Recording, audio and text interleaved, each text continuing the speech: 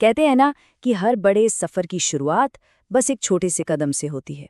पर जरा सोचिए, क्या होगा अगर वो कदम एक ऐसे घर से उठे जो मिट्टी का बना हो। आज हम एक ऐसी ही कहानी में उतरने वाले हैं। राधा की कहानी, एक ऐसी लड़की जिसके सपनों ने गरीबी की दीवारों को तोड़कर संघर्ष को जीत में बदल दिया। सपना बड़ा होना चाहिए, रास्ता खुद बनता है। ये सिर्फ कुछ शब्द नहीं हैं।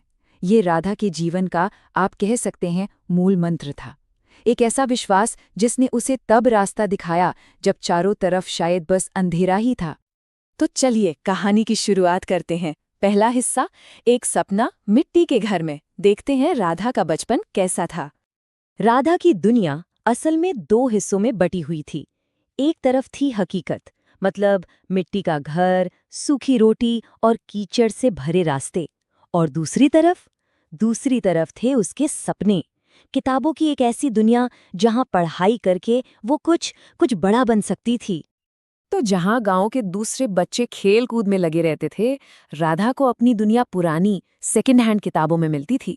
और वो हर रोज कीचड़ भरे रास्तों को पार करके दूर स्कूल तक जाना, वो कोई मजबूरी नहीं थी। वो तो उसके सपनों की ओर बढ़ता हुआ एक और कदम था, और वो कभी नहीं रुकी। अब आता है दूसरा हिस्सा, संघर्ष की आग। देखिए, हर बड़े सपने की तरह राधा के सपने को भी चुनौतियों की आग से गुजरना ही था। और ये हुआ जब वो सिर्फ 13 साल की थी। अचानक उसकी पूरी दुनिया हिल गई। उसके पिता गंभीर रूप से बीमार पड़ गए, और परिवार पर जो गरीबी का बोझ था वो पहले से कई ज्यादा भारी हो गया।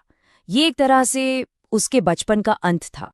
लेकिन बात सिर्फ गरीबी की नहीं थी, उसे समाज की पिछड़ी सोच से भी लड़ना था। गांव वाले कहते थे, अरे लड़कियों को पढ़ाकर क्या करना है, शादी कर दो। मतलब उसके सपनों को बस इसलिए नकारा जा रहा था क्योंकि वो एक लड़की थी। पर इन सब आवाज़ों के बीच एक आवाज़ राधा की अपनी थी, और वो थी, मैं पढ़ूंगी, कुछ बनकर दिखाऊंगी।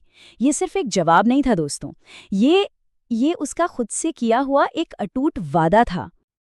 अब कहानी के तीसरे हिस्से में आते हैं, मैं हार नहीं मानूंगी। और यहीं पर कहानी उस मोड़ पर आती है जहां राधा के हौसले की सबसे बड़ी परीक्षा होने वाली थी।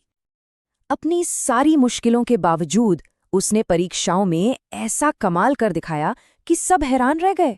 वो पूरे स्कूल में अव्वल आई। ये एक जबरदस्त जीत थी। ऐसा लगा जैसे मंजिल अब बस कुछ ही कदम दूर है। लेकिन किस्मत को शायद कुछ और ही मंजूर था। जब सरकारी स्कॉलरशिप की लिस्ट आई तो उसमें उसका नाम कहीं नहीं था। मतलब आगे की पढ़ाई का जो एक अकेला सहारा था, वो भी टूट गया। तो सवाल ये था, अब क्या होगा? क्या सब कुछ यहीं खत्म हो जाएगा? लेकिन राधा टूटी नहीं, बिल्कुल नहीं। उसने आंसू पोंछे और फैसला किया कि हालात उसे नहीं, वो हालात को चलाएगी। तो उसने क्या किया? छोटे बच्चों को ट्यूशन पढ़ाना शुरू कर दिया। उन पैसों से किताबें खरीदी और अपनी पढ़ाई जारी रखी। सीधी सी बात है, जब सारे रास्ते बंद हो गए ना, तो उसने अपना रास्ता खुद बना लिया। चलिए अब चौथे हिस्से की ओर बढ़ते हैं, सफलता की उड़ान। और कहते हैं ना, जब कोई अपना रास्ता खुद बनाता है तो उसकी उड़ान को फिर कोई नहीं रोक सकता। और उसकी इस कड़ी मेहनत का नतीजा शानदार था। 12वीं की परीक्षाओं में उसने पूरे जिले में टॉप किया। ये उन सभी लोगों के लिए एक करारा जवाब था जिन्होंने कभी भी उस पर शक किया था। और उसकी सफलता सिर्फ उसकी अपनी नहीं थी। हाँ, उसने जिले में टॉप किया, एक अच्छी सरकारी नौकरी हासिल की, लेकिन वो अपनी जड़ों को भूली नहीं।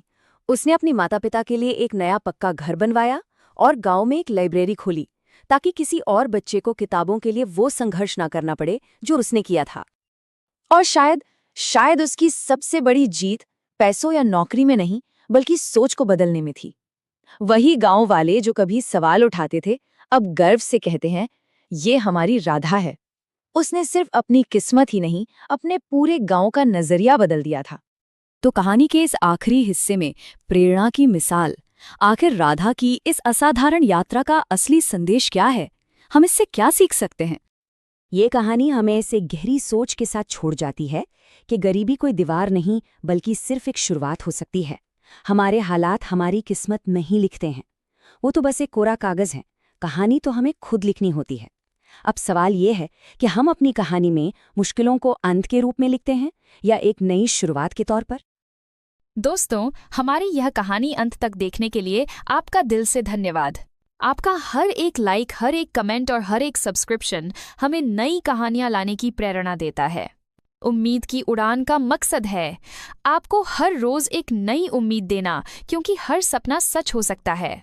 तो अगर आपको हमारी ये कोशिश पसंद आई हो तो चैनल को जरूर लाइक, शेयर और सब्सक्राइब कीजिए। मिलते हैं अगली प्रेरणादायी कहानी में। धन्यवाद और जय हिंद।